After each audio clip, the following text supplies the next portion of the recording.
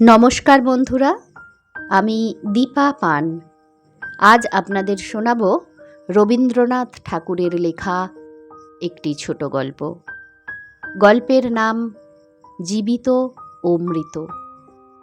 রানীহাটের জমিদার সারদাশঙ্কর বাবুদের বাড়ির বিধবা বধূটির পিতৃকুলে কেহ ছিল না। সকলেই একে একে মারা গিয়াছে। পতিকুলেও ঠিক আপনার বলিতে কেহ নাই। পতিও নাই, পুত্রও নাই। একটি ভাশুরপো সারদাশঙ্করের ছোট ছেলেটি, সেই তাহার চক্ষের মণি। সে জন্মিবার পর তাহার মাতার বহুকাল ধরিয়া শক্ত পীড়া হইয়াছিল। সেই জন্য এই বিধবা কাকী কাদম্বিনী তাহাকে মানুষ করিয়াছে। পরের ছেলে মানুষ করিলে তাহার প্রতি প্রাণের টান আরও যেন বেশি হয়, কারণ তাহার উপর অধিকার থাকে না, তাহার উপরে কোনো সামাজিক দাবি নাই, কেবল স্নেহের দাবি। কিন্তু কেবলমাত্র স্নেহ সমাজের সমক্ষে আপনার দাবি কোনো দলিল অনুসারে সপ্রমাণ করিতে পারে না এবং চাহেও না। কেবল অনিশ্চিত প্রাণের ধনটিকে দ্বিগুণ ব্যাকুলতার সহিত ভালোবাসে। বিধবার সমস্ত রুদ্ধ প্রীতি এই ছেলেটির প্রতি সিঞ্চন করিয়া একদিন শ্রাবণের রাত্রে কাদম্বিনীর অকস্মাৎ মৃত্যু হইল। হঠাৎ কি কারণে তাহার হৃৎস্পন্দন স্তব্ধ হইয়া গেল, সময় জগতের আর সর্বত্রই চলিতে লাগিল। কেবল সেই স্নেহকাতর ক্ষুদ্র কোমল বক্ষটির ভিতর সময়ের ঘড়ির কল চিরকালের মতো বন্ধ হইয়া গেল।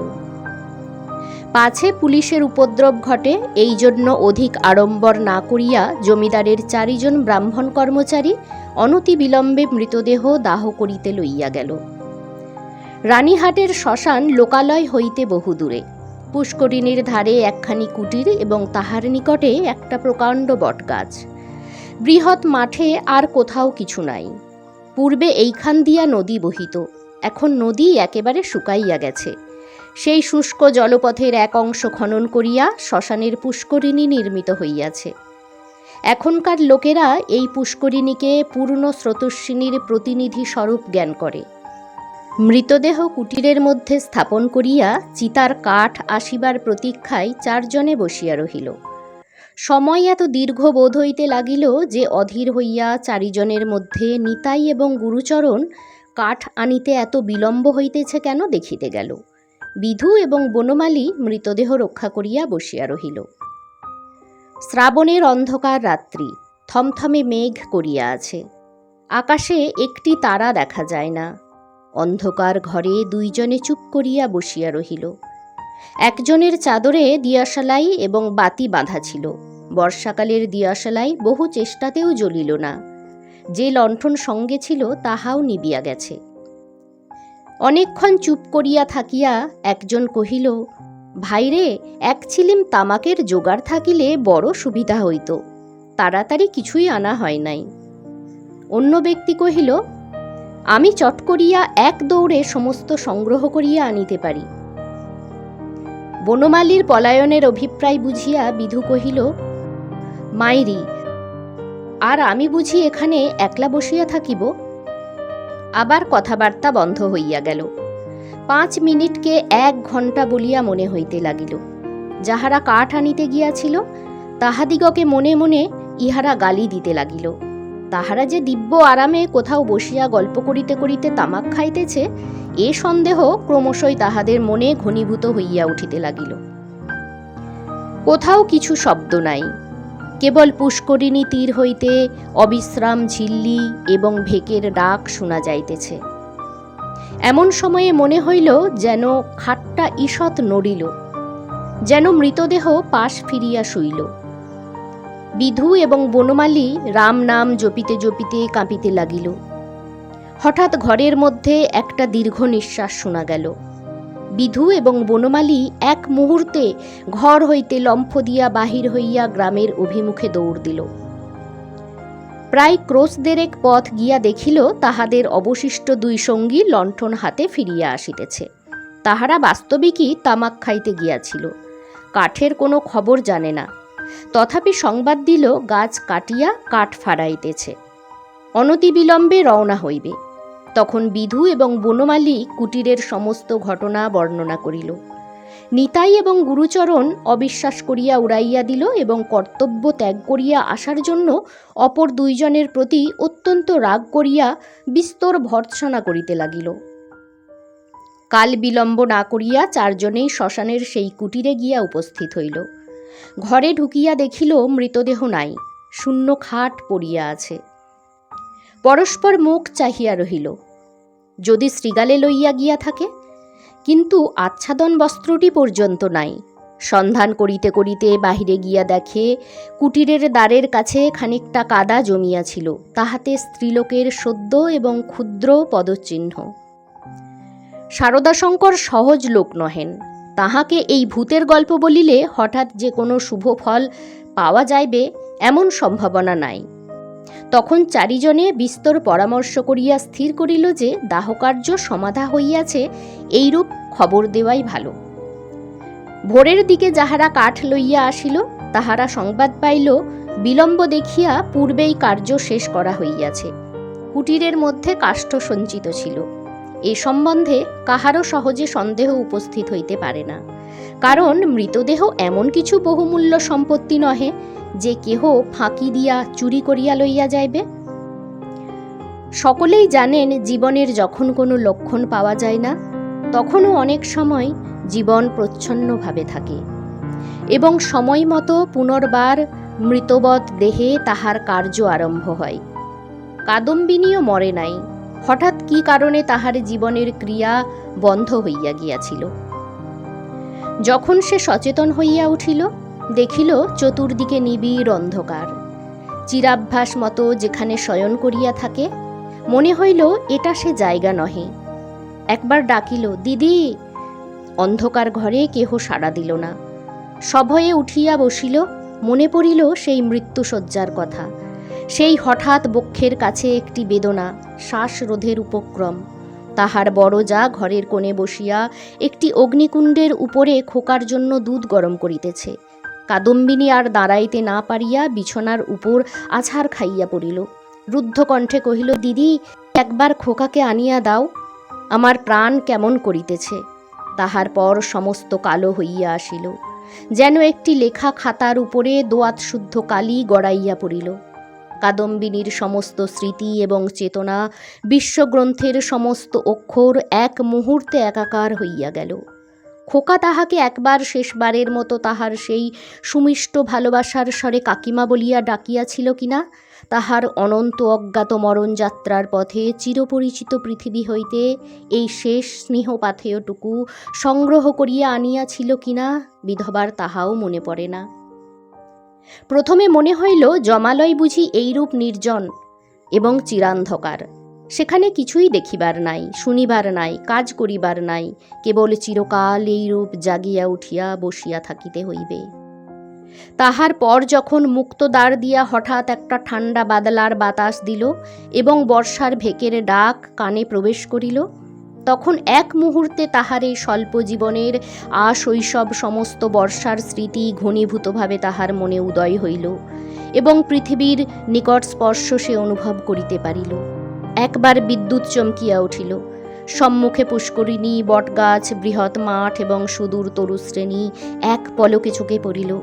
মনে পড়িল মাঝে মাঝে পুণ্যতিথি উপলক্ষে এই পুষ্করিণীতে আসিয়া স্নান করিয়াছে এবং মনে পড়িল সেই সময়ে এই শ্মশানে মৃতদেহ দেখিয়া মৃত্যুকে কি ভয়ানক মনে হইত। এই প্রথম মনে হইল বাড়ি ফিরিয়া যাইতে হইবে, কিন্তু তখনই ভাবিল, আমি তো বাঁচিয়া নাই, আমাকে বাড়িতে লইবে কেন? সেখানে যে অমঙ্গল হইবে, জীব রাজ্য হইতে আমি যে নির্বাসিত হইয়া আসিয়াছি, আমি যে আমার প্রেতাত্মা, তাই যদি না হইবে তবে সে এই অর্ধরাত্রে শারদাশঙ্করের সুরক্ষিত অন্তঃপুর হইতে এই দুর্গম শ্মশানে আসিল কেমন করিয়া? এখনো যদি তার অন্ত্যেষ্টিক্রিয়া শেষ না হইয়া থাকে, তবে দাহ করিবার লোকজন গেল কোথায়? শারদাশঙ্করের আলোকিত গৃহে তাহার মৃত্যুর শেষে মুহূর্ত মনে পড়িল। তাহার পরেই এই বহু দূরবর্তী জনশূন্য অন্ধকার শ্মশানের মধ্যে আপনাকে একাকী দেখিয়া সে জানিল, আমি এই পৃথিবীর জনসমাজের আর কেহ নহি, আমি অতি ভীষণ অকল্যাণকারী, আমি আমার প্রেতাত্মা। এই কথা মনে উদয় হইবা মাত্র তাহার মনে হইল তাহার চতুর্দিক হইতে বিশ্ব নিয়মের সমস্ত বন্ধন যেন ছিন্ন হইয়া গিয়াছে, যেন তাহার অদ্ভুত শক্তি, অসীম স্বাধীনতা, যেখানে ইচ্ছা যাইতে পারে, যাহা ইচ্ছা করিতে পারে, এই অভূতপূর্ব নূতন ভাবের আবির্ভাবে উন্মত্তের মতো হইয়া হঠাৎ একটা দমকা বাতাসের মতো ঘর হইতে বাহির হইয়া অন্ধকার শ্মশানের উপর দিয়া চলিল। মনে লজ্জা, ভয়, ভাবনার লেশ মাত্র রহিল না। চলিতে চলিতে চরণ শ্রান্ত, দেহ দুর্বল হইয়া আসিতে লাগিল। মাঠের পর মাঠ আর শেষ হয় না। মাঝে মাঝে ধান্যক্ষেত্র, কোথাও বা এক হাঁটু জল দাঁড়াইয়া আছে।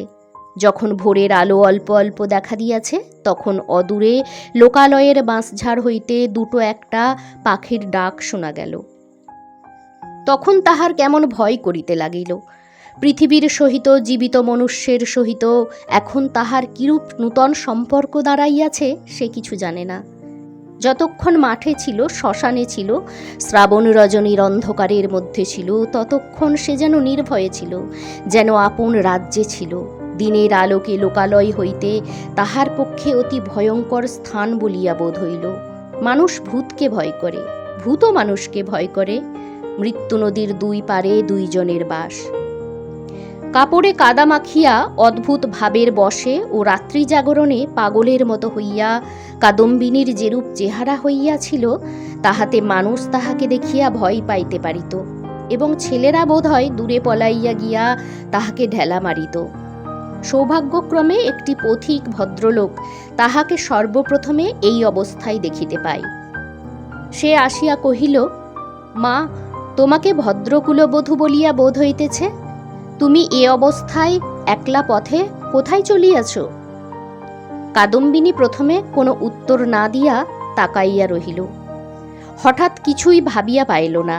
সে যে সংসারের মধ্যে আছে, তাহাকে যে ভদ্র কুলবধূর মতো দেখাইতেছে, গ্রামের পথে পথিক তাহাকে যে প্রশ্ন জিজ্ঞাসা করিতেছে, এ সমস্তই তাহার কাছে অভাবনীয় বলিয়া বোধ হইল। পথিক তাহাকে পুনশ্চ কহিল, চলো মা, আমি তোমাকে ঘরে পৌঁছাইয়া দিই। তোমার বাড়ি কোথায় আমাকে বলো। কাদম্বিনী চিন্তা করিতে লাগিল।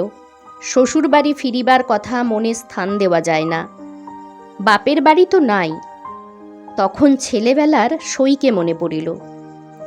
সই যোগমায়ার সহিত যদিও ছেলেবেলা হইতেই বিচ্ছেদ, তথাপি মাঝে মাঝে চিঠিপত্র চলে। এক এক সময় রীতিমতো ভালোবাসার লড়াই চলিতে থাকে। কাদম্বিনী জানাইতে চাহে ভালোবাসা তাহার দিকেই প্রবল। যোগমায়া জানাইতে চাহে কাদম্বিনী তাহার ভালোবাসার যথোপযুক্ত প্রতিদান দেয় না। কোনো সুযোগে একবার উভয়ে মিলন হইতে পারিলে যে একদণ্ড কেহ কাহাকে চোখের আড়াল করিতে দিবে না, এ বিষয়ে কোনো পক্ষেরই কোনো সন্দেহ রহিল না। কাদম্বিনী ভদ্রলোকটিকে কহিল, নিশিন্দাপুরে শ্রীপতিচরণ বাবুর বাড়ি যাইব। পথিক কলিকাতায় যাইতেছিলেন। নিশিন্দাপুর যদিও নিকটবর্তী নহে, তথাপি তাহার গম্য পথেই পড়ে। তিনি স্বয়ং বন্দোবস্ত করিয়া কাদম্বিনীকে শ্রীপতিচরণ বাবুর বাড়ি পৌঁছাইয়া দিলেন। দুই সয়ে মিলন হইল। প্রথমে চিনিতে একটু বিলম্ব হইয়াছিল, তারপরে বাল্য সাদৃশ্য উভয়ের চক্ষে ক্রমশই পরিস্ফুট হইয়া উঠিল।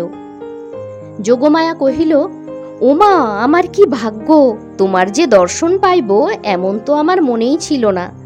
কিন্তু ভাই, তুমি কি করিয়া আসিলে? তোমার শ্বশুরবাড়ির লোকেরা যে তোমাকে ছাড়িয়া দিলে। কাদম্বিনী চুপ করিয়া রহিল। অবশেষে কহিল, ভাই, শ্বশুরবাড়ির কথা আমাকে জিজ্ঞাসা করিও না। আমাকে দাসীর মতো বাড়ির এক প্রান্তে স্থান দিও, আমি তোমাদের কাজ করিয়া দিব। যোগমায়া কহিল, ওমা, সে কি কথা? দাসীর মতো থাকিবে কেন? তুমি আমার সই, তুমি আমার ইত্যাদি। এমন সময় শ্রীপতি ঘরে প্রবেশ করিল। কাদম্বিনী খানিকক্ষণ তাহার মুখের দিকে তাকাইয়া ধীরে ধীরে ঘর হইতে বাহির হইয়া গেল। মাথায় কাপড় দেওয়া বা কোনরূপ সংকোচ বা সম্ভ্রমের লক্ষণ দেখা গেল না। পাছে তাহার সইয়ের বিরুদ্ধে শ্রীপতি কিছু মনে করে, এজন্য ব্যস্ত হইয়া যোগমায়া নানারূপে তাহাকে বুঝাইতে আরম্ভ করিল। কিন্তু এতই অল্প বুঝাইতে হইল এবং শ্রীপতি এত সহজে যোগমায়ার সমস্ত প্রস্তাবে অনুমোদন করিল যে যোগমায়া মনে মনে বিশেষ সন্তুষ্ট হইল না। কাদম্বিনী সইয়ের বাড়িতে আসিল, কিন্তু সইয়ের সঙ্গে মিশিতে পারিল না। মাঝে মৃত্যুর ব্যবধান। আত্মসম্বন্ধে সর্বদা একটা সন্দেহ এবং চেতনা থাকিলে পরের সঙ্গে মেশা যায় না। কাদম্বিনী যোগমায়ার মুখের দিকে চায় এবং কি যেন ভাবে, মনে করে স্বামী এবং ঘরকন্যা লইয়া ও যেন বহু দূরে আর এক জগতে আছে। স্নেহ, মমতা এবং সমস্ত কর্তব্য লইয়া ও যেন পৃথিবীর লোক, আর আমি যেন শূন্য ছায়া। ও যেন অস্তিত্বের দেশে, আর আমি যেন অনন্তের মধ্যে। যোগমায়ারও কেমন কেমন লাগিল, কিছুই বুঝিতে পারিল না। স্ত্রীলোক রহস্য সহ্য করিতে পারে না, কারণ অনিশ্চিতকে লইয়া কবিত্ব করা যায়, বীরত্ব করা যায়, পাণ্ডিত্য করা যায়, কিন্তু ঘরকন্যা করা যায় না। এই জন্য স্ত্রীলোক যেটা বুঝিতে পারে না, হয় সেটার অস্তিত্ব বিলোপ করিয়া তাহার সহিত কোনো সম্পর্ক রাখে না, নয় তাহাকে স্বহস্তে নূতন মূর্তি দিয়া নিজের ব্যবহারযোগ্য একটি সামগ্রী গড়িয়া তোলে। যদি দুইয়ের কোনোটাই না পারে, তবে তাহার উপর ভারী রাগ করিতে থাকে। কাদম্বিনী যতই দুর্বোধ হইয়া উঠিল, যোগমায়া তাহার উপর ততই রাগ করিতে লাগিল। ভাবিল, এ কি উপদ্রব স্কন্ধের উপর চাপিল। আবার আর এক বিপদ। কাদম্বিনীর আপনাকে আপনি ভয় করে। সে নিজের কাজ হইতে নিজে কিছুতেই পলাইতে পারে না। যাহাদের ভূতের ভয় আছে, তাহারা আপনার পশ্চাৎদিগকে ভয় করে। যেখানে দৃষ্টি রাখিতে পারে না, সেইখানের ভয়। কিন্তু কাদম্বিনীর আপনার মধ্যেই সর্বাপেক্ষা বেশি ভয়, বাহিরে তার ভয় নাই। এই জন্য বিজন দ্বীপ্রহরে সে একা ঘরে এক দিনে চিৎকার করিয়া উঠিত এবং সন্ধ্যাবেলায় দীপালোকে আপনার ছায়া দেখিলে তাহার গা ছমছম করিতে থাকিত। তাহার এই ভয় দেখিয়া বাড়িশুদ্ধ লোকের মনে কেমন একটা ভয় জন্মিয়া গেল। চাকরদাসীরা এবং যোগমায়াও যখন তখন যেখানে সেখানে ভূত দেখিতে আরম্ভ করিল। একদিন এমন হইল, কাদম্বিনী অর্ধরাত্রে আপন শয়নগৃহ হইতে কাঁদিয়া বাহির হইয়া একেবারে যোগমায়ার গৃহদ্বারে আসিয়া কহিল, দিদি দিদি, তোমার দুটি পায়ে পড়ি গো, আমায় একলা ফেলিয়া রাখিও না। যোগমায়ার যেমন ভয়ও পাইল, তেমনি রাগও হইল। ইচ্ছা করিল তদ্দণ্ডেই কাদম্বিনীকে দূর করিয়া দেয়। দয়াপরবশ শ্রীপতি অনেক চেষ্টায় তাহাকে ঠান্ডা করিয়া পার্শ্ববর্তী গৃহে স্থান দিল। পরদিন অসময়ে অন্তঃপুরে শ্রীপতির তলব হইল। যোগমায়া তাহাকে অকস্মাৎ ভর্ৎসনা করিতে আরম্ভ করিল। হ্যাঁ গা, তুমি কেমন ধারা লোক! একজন মেয়ে মানুষ আপন শ্বশুরবাড়ি ঘর ছাড়িয়া তোমার ঘরে আসিয়া অধিষ্ঠান হইল, মাসখানেক হইয়া গেল, তবু যাইবার নাম করে না। আর তোমার মুখে যে একটি আপত্তিমাত্র শুনি না। তোমার মনের ভাবটা কি বুঝাইয়া বলো দেখি। তোমরা পুরুষ মানুষ, এমনি জাতি বটে। বাস্তবিক সাধারণ স্ত্রী জাতির পরে পুরুষ মানুষের একটা নির্বিচার পক্ষপাত আছে, এবং সেজন্য স্ত্রীলোকেরাই তাহাদিগকে অধিক অপরাধী করে। নিঃসহায়া অথচ সুন্দরী কাদম্বিনীর প্রতি শ্রীপতির করুণা যে যথোচিত মাত্রার চেয়ে কিঞ্চিত অধিক ছিল, তাহার বিরুদ্ধে তিনি যোগমায়ার গাত্র স্পর্শপূর্বক শপথ করিতে উদ্যত হইলেও তাহার ব্যবহারে তাহার প্রমাণ পাওয়া যাইত। তিনি মনে করিতেন, নিশ্চয়ই শ্বশুরবাড়ির লোকেরা এই পুত্রহীনা বিধবার প্রতি অন্যায় অত্যাচার করিত। তাই নিতান্ত সহ্য করিতে না পারিয়া পলাইয়া কাদম্বিনী আমার আশ্রয় লইয়াছে। যখন ইহার বাপ মা কেহই নাই, তখন আমি ইহাকে কি করিয়া ত্যাগ করি? এই বলিয়া তিনি কোনরূপ সন্ধান লইতে ক্ষান্ত ছিলেন, এবং কাদম্বিনীকেও এই অপ্রীতিকর বিষয়ে প্রশ্ন করিয়া ব্যথিত করিতে তাহার প্রবৃত্তি হইত না। তখন তাহার স্ত্রী তাহার অসার কর্তব্য বুদ্ধিতে নানা প্রকার আঘাত দিতে লাগিল। কাদম্বিনীর শ্বশুরবাড়িতে খবর দেওয়া যে তাহার গৃহের শান্তিরক্ষার পক্ষে একান্ত আবশ্যক, তাহা তিনি বেশ বুঝিতে পারিলেন। অবশেষে স্থির করিলেন, হঠাৎ চিঠি লিখিয়া বসিলে ভালো ফল নাও হইতে পারে। অতএব রানীহাটে তিনি নিজে গিয়া সন্ধান লইয়া যাহা কর্তব্য স্থির করিবেন। শ্রীপতি তো গেলেন, এদিকে যোগমায়া আসিয়া কাদম্বিনীকে কহিল, সই, এখানে তোমার আর থাকা ভালো দেখাইতেছে না, লোকে বলিবে কি? কাদম্বিনী গম্ভীরভাবে যোগমায়ার মুখের দিকে তাকাইয়া কহিল, লোকের সঙ্গে আমার সম্পর্ক কি? যোগমায়া কথা শুনিয়া অবাক হইয়া গেল, কিঞ্চিত রাগিয়া কহিল, তোমার না থাকে আমাদের তো আছে, আমরা পরের ঘরের বধূকে কি বলিয়া আটক করিয়া রাখিব? কাদম্বিনী কহিল, আমার শ্বশুর ঘর কোথায়? যোগমায়া ভাবিল, মরণ, পোড়া কপালি বলে কি? কাদম্বিনী ধীরে ধীরে কহিল, আমি কি তোমাদের কেহ? আমি কি এ পৃথিবীর? তোমরা হাসিতেছ, কাঁদিতেছ, ভালোবাসিতেছ, সবাই আপন আপন লইয়া আছো, আমি তো কেবল চাহিয়া আছি। তোমরা মানুষ আর আমি ছায়া। বুঝিতে পারি না ভগবান আমাকে তোমাদের এই সংসারের মাঝখানে কেন রাখিয়াছেন। তোমরাও ভয় করো পাছে তোমাদের হাসি খেলার মধ্যে আমি অমঙ্গল করি। আমিও বুঝিয়া উঠিতে পারি না তোমাদের সঙ্গে আমার কি সম্পর্ক। কিন্তু ঈশ্বর যখন আমাদের জন্য আর কোনো স্থান গড়িয়া রাখেন নাই, তখন কাজে কাজেই বন্ধন ছিঁড়িয়া যায়, তবু তোমাদের কাছেই ঘুরিয়া ঘুরিয়া বেড়াই। এমনিভাবে চাহিয়া কথাগুলি বলিয়া গেল যে যোগমায়া কেমন একরকম করিয়া মোটের উপর একটা কি বুঝিতে পারিল, কিন্তু আসল কথাটা বুঝিল না, জবাবও দিতে পারিল না, দ্বিতীয়বার প্রশ্ন করিতেও পারিল না। অত্যন্ত ভারগ্রস্ত গম্ভীরভাবে চলিয়া গেল। রাত্রি প্রায় যখন 10টা, তখন শ্রীপতি রানীহাট হইতে ফিরিয়া আসিলেন। মুষলধারে বৃষ্টিতে পৃথিবী ভাসিয়া যাইতেছে। ক্রমাগতই তাহার ঝরঝর শব্দে মনে হইতেছে বৃষ্টির শেষ নাই, আজ রাত্রিরও শেষ নাই। যোগমায়া জিজ্ঞাসা করিলেন, কি হইল? শ্রীপতি কহিলেন, সে অনেক কথা, পরে হইবে বলিয়া কাপড় ছাড়িয়া আহার করিলেন এবং তামাক খাইয়া শুইতে গেলেন। ভাবটা অত্যন্ত চিন্তিত। যোগমায়া অনেকক্ষণ কৌতূহল দমন করিয়াছিলেন। শয্যায় প্রবেশ করিয়াই জিজ্ঞাসা করিলেন, কি শুনিলে বলো? শ্রীপতি কহিলেন, নিশ্চয় তুমি একটা ভুল করিয়াছ। শুনিবা মাত্র যোগমায়া মনে মনে ঈষৎ রাগ করিলেন। ভুল মেয়েরা কখনোই করে না, যদি বা করে কোনো সুবুদ্ধি পুরুষের সেটা উল্লেখ করা কর্তব্য হয় না। নিজের ঘাড় পাতিয়া লওয়াই সুযুক্তি। যোগমায়া কিঞ্চিত উষ্ণভাবে কহিলেন, কিরকম শুনি? শ্রীপতি কহিলেন, যে স্ত্রীলোকটিকে তোমার ঘরে স্থান দিয়াছ সে তোমার সই কাদম্বিনী নহে। এমনতর কথা শুনিলে সহজেই রাগ হইতে পারে, বিশেষত নিজের স্বামীর মুখে শুনিলে তো কথাই নাই।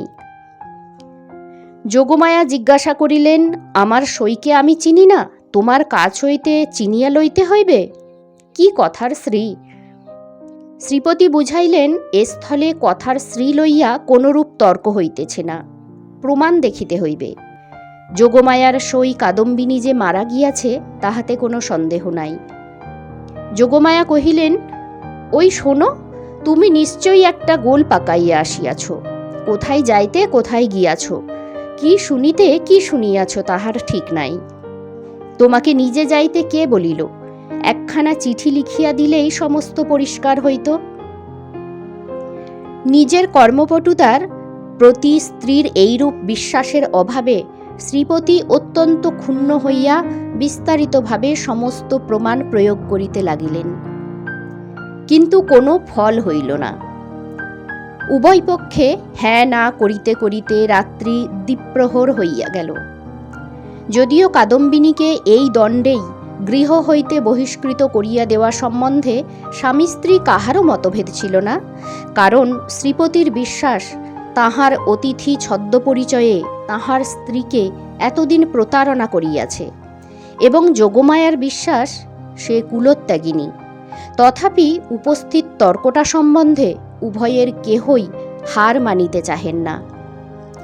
উভয়ের কণ্ঠস্বর ক্রমেই উচ্চ হইয়া উঠিতে লাগিল। ভুলিয়া গেলেন পাশের ঘরেই কাদম্বিনী শুইয়া আছে। একজন বলেন, ভালো বিপদেই পড়া গেল, আমি নিজের কানে শুনিয়া আসিলাম। আর একজন দৃঢ়স্বরে বলেন, সে কথা বলিলে মানিব কেন, আমি নিজের চক্ষে দেখিতেছি। অবশেষে যোগমায়া জিজ্ঞাসা করিলেন, আচ্ছা, কাদম্বিনী কবে মরিল বলো দেখি? ভাবিলেন কাদম্বিনীর কোনো একটা চিঠির তারিখের সহিত অনৈক্য বাহির করিয়া শ্রীপতির ভ্রম সপ্রমাণ করিয়া দিবেন। শ্রীপতি যে তারিখের কথা বলিলেন, উভয়ে হিসেব করিয়া দেখিলেন যেদিন সন্ধ্যাবেলায় কাদম্বিনী তাহাদের বাড়িতে আসে সে তারিখ ঠিক তাহার পূর্বের দিনেই পড়ে। শুনিবা মাত্র যোগমায়ার বুকটা হঠাৎ কাঁপিয়া উঠিল। শ্রীপতিরও কেমন একরকম বোধ হইতে লাগিল। এমন সময়ে তাহাদের ঘরের দ্বার খুলিয়া গেল। একটা বাদলার বাতাস আসিয়া প্রদীপটা ফস করিয়া নিবিয়া দিল। বাহিরের অন্ধকার প্রবেশ করিয়া এক মুহূর্তে সমস্ত ঘরটা আগা গোড়া ভরিয়া গেল। কাদম্বিনী একেবারে ঘরের ভিতরে আসিয়া দাঁড়াইল। তখন রাত্রি 2:30 প্রহর হইয়া গিয়াছে। বাহিরে অবিশ্রাম বৃষ্টি পড়িতেছে। কাদম্বিনী কহিল, সই আমি তোমার সেই কাদম্বিনী, কিন্তু এখন আমি আর বাঁচিয়া নাই, আমি মরিয়া আছি। যোগমায়া ভয়ে চিৎকার করিয়া উঠিলেন। শ্রীপতির বাক্যস্ফূর্তি হইল না। কিন্তু আমি মরিয়াছি ছাড়া তোমাদের কাছে আর কি অপরাধ করিয়াছি? আমার যদি ইহলোকেও স্থান নাই, পরলোকেও স্থান নাই, ওগো আমি তবে কোথায় যাইব? তীব্র কণ্ঠে চিৎকার করিয়া যেন এই গভীর বর্ষা নিশীথে সুপ্ত বিধাতাকে জাগ্রত করিয়া জিজ্ঞাসা করিল, ওগো আমি তবে কোথায় যাইব? এই বলিয়া মূর্ছিত দম্পতিকে অন্ধকার ঘরে ফেলিয়া বিশ্বজগতে কাদম্বিনী আপনার স্থান খুঁজিতে গেল। কাদম্বিনী যে কেমন করিয়া রানীহাটে ফিরিয়া গেল তাহা বলা কঠিন। কিন্তু প্রথমে কাহাকেও দেখা দিল না। সমস্ত দিন অনাহারে একটা ভাঙা পোড়ো মন্দিরে যাপন করিল। বর্ষার অকাল সন্ধ্যা যখন অত্যন্ত ঘন হইয়া আসিল এবং আসন্ন দুর্যোগের আশঙ্কায় গ্রামের লোকেরা ব্যস্ত হইয়া আপন আপন গৃহ আশ্রয় করিল, তখন কাদম্বিনী পথে বাহির হইল। শ্বশুরবাড়ির দ্বারে গিয়া একবার তাহার হৃৎকম্প উপস্থিত হইয়াছিল, কিন্তু মস্ত ঘোমটা টানিয়া যখন ভিতরে প্রবেশ করিল, দাসীভ্রমে দারীরা কোনরূপ বাধা দিল না। এমন সময় বৃষ্টি খুব চাপিয়া আসিল, বাতাসও বেগে বহিতে লাগিল। তখন বাড়ির গৃহিণী সারদা শঙ্করের স্ত্রী তাহার বিধবা ননদের সহিত তাস খেলিতেছিলেন। ঝি ছিল রান্নাঘরে এবং পীড়িত খোকা জ্বরের উপশমে শয়নগৃহে বিছানায় ঘুমাইতেছিল। কাদম্বিনী সকলের চক্ষু এড়াইয়া সেই ঘরে গিয়া প্রবেশ করিল। সে যে কি ভাবিয়া শ্বশুরবাড়ি আসিয়াছিল জানি না, সে নিজেও জানে না। কেবল এইটুকু জানে যে একবার খোকাকে চক্ষে দেখিয়া যাইবার ইচ্ছা। তাহার পর কোথায় যাইবে, কি হইবে, সে কথা সে ভাবেও নাই। দীপালোকে দেখিল রুগ্ন শীর্ণ খোকা হাত মুঠা করিয়া ঘুমাইয়া আছে। দেখিয়া উত্তপ্ত হৃদয় যেন তৃষাতুর হইয়া উঠিল। তাহার সমস্ত বালাই লইয়া তাহাকে একবার বুকে চাপিয়া না ধরিলে কি বাঁচা যায়? আর তাহার পর মনে পড়িল, আমি নাই, ইহাকে দেখিবার কে আছে? ইহার মা সঙ্গ ভালোবাসে, গল্প ভালোবাসে, খেলা ভালোবাসে। এতদিন আমার হাতে ভার দিয়াই সে নিশ্চিন্ত ছিল। কখনো তাহাকে ছেলে মানুষ করিবার কোনো দায় পোহাইতে হয় নাই। আজ ইহাকে কে তেমন করিয়া যত্ন করিবে? এমন সময় খোকা হঠাৎ পাশ ফিরিয়া অর্ধনিদ্রিত অবস্থায় বলিয়া উঠিল, কাকিমা জল দে। মরিয়া যাই সোনা আমার, তোর কাকিমাকে এখনো ভুলিস নাই? তাড়াতাড়ি কুঁজা হইতে জল গড়াইয়া লইয়া খোকাকে বুকের উপর তুলিয়া কাদম্বিনী তাহাকে জলপান করাইল। যতক্ষণ ঘুমের ঘোর ছিল চিরাভ্যাস মতো কাকিমার হাত হইতে জল খাইতে খোকার কিছুই আশ্চর্য বোধ হইল না।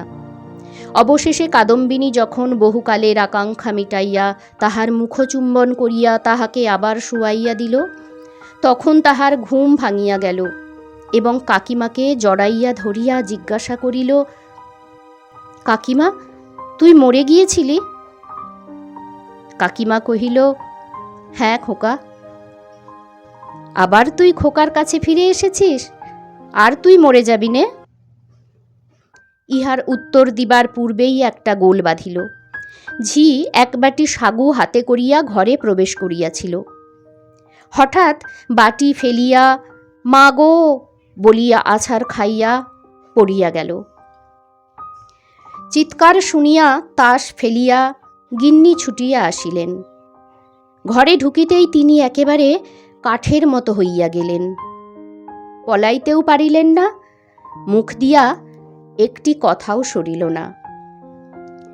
এই সকল ব্যাপার দেখিয়া খোকারও মনে ভয়ের সঞ্চার হইল। সে কাঁদিয়া উঠিয়া বলিল, কাকিমা, তুই যা। কাদম্বিনী অনেক দিন পরে আজ অনুভব করিয়াছে যে সে মরে নাই। সেই পুরাতন ঘর দ্বার, সেই সমস্ত, সেই খোকা, সেই স্নেহ তাহার পক্ষে সমান জীবন্তভাবেই আছে। মধ্যে কোনো বিচ্ছেদ, কোনো ব্যবধান জন্মায় নাই। সইয়ের বাড়ি গিয়া অনুভব করিয়াছিল বাল্যকালের সে সই মরিয়া গিয়াছে। খোকার ঘরে আসিয়া বুঝিতে পারিল খোকার কাকিমা তো এক তিলও মরে নাই। ব্যাকুলভাবে কহিল, দিদি, তোমরা আমাকে দেখিয়া কেন ভয় পাইতেছ? এই দেখো, আমি তোমাদের সেই তেমনি আছি। গিন্নি আর দাঁড়াইয়া থাকিতে পারিলেন না, মূর্ছিত হইয়া পড়িয়া গেলেন। ভগ্নীর কাছে সংবাদ পাইয়া শারদাশঙ্করবাবু স্বয়ং অন্তঃপুরে আসিয়া উপস্থিত হইলেন। তিনি জোড়ো হস্তে কাদম্বিনীকে কহিলেন, ছোট বৌমা, এই কি তোমার উচিত হয়? সতীশ আমার বংশের একমাত্র ছেলে, উহার প্রতি তুমি কেন দৃষ্টি দিতেছ? আমরা কি তোমার পর? তুমি যাওয়ার পর হইতে ও প্রতিদিন শুকাইয়া যাইতেছে। উহার ব্যামো আর ছাড়ে না, দিনরাত কেবল কাকিমা কাকিমা করে। যখন সংসার হইতে বিদায় লইয়াছ, তখন এ মায়াবন্ধন ছিঁড়িয়া যাও, আমরা তোমার যথোচিত সৎকার করিব। তখন কাদম্বিনী আর সহিতে পারিল না, তীব্র কণ্ঠে বলিয়া উঠিল, ওগো, আমি মরি নাই গো, মরি নাই। আমি কেমন করিয়া তোমাদের বুঝাইব আমি মরি নাই? এই দেখো, আমি বাঁচিয়া আছি। বলিয়া কাঁসার বাটিটা ভূমি হইতে তুলিয়া কপালে আঘাত করিতে লাগিল। কপাল ফাটিয়া রক্ত বাহির হইতে লাগিল। তখন বলিল, এই দেখো, আমি বাঁচিয়া আছি। শারদাশঙ্কর মূর্তির মতো দাঁড়াইয়া রহিল। খোকা ভয়ে বাবাকে ডাকিতে লাগিল। দুই মূর্ছিতা রমণী মাটিতে পড়িয়া রহিল। তখন কাদম্বিনী, ওগো, আমি মরি নাই গো, মরি নাই গো, মরি নাই বলিয়া চিৎকার করিয়া ঘর হইতে বাহির হইয়া সিঁড়ি বাহিয়া নামিয়া অন্তঃপুরের পুষ্করিণীর জলের মধ্যে গিয়া পড়িল। শারদাশঙ্কর উপরের ঘর হইতে শুনিতে পাইলেন, ঝপাস করিয়া একটা শব্দ হইল।